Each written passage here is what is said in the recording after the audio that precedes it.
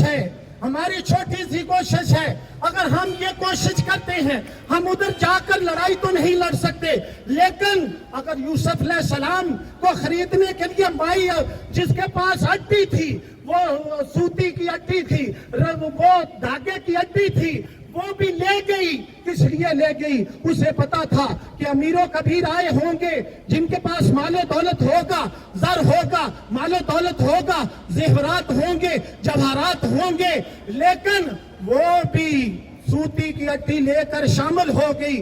کسی نے پوچھا, اماں حضور ادھر تو بڑے بڑے امیر کبیر لوگ آئے ہیں, آپ کیوں جا رہی ہو؟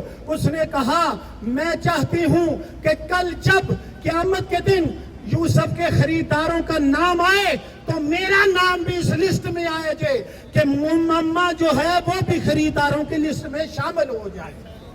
تو آج یہ نہ سمجھیں, کیونکہ کچھ لوگوں کا یہ خیال ہے ادھر ہمارا کیا کرنا ہے.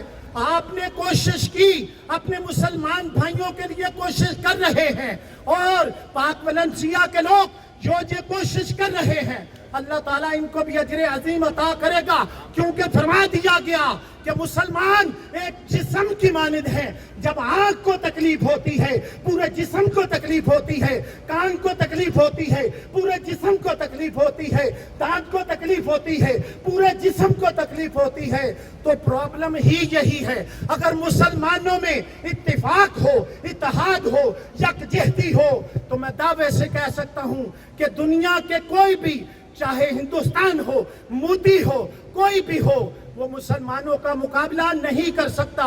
صاحبوں, اس لیے ہماری بدبختی یہ ہے, ہم نے دین اسلام کو چھوڑ دیا. ہمارا دین ایسا دین ہے جو امن کا پیغام ہے, جس کا نام ہی اسلام ہے.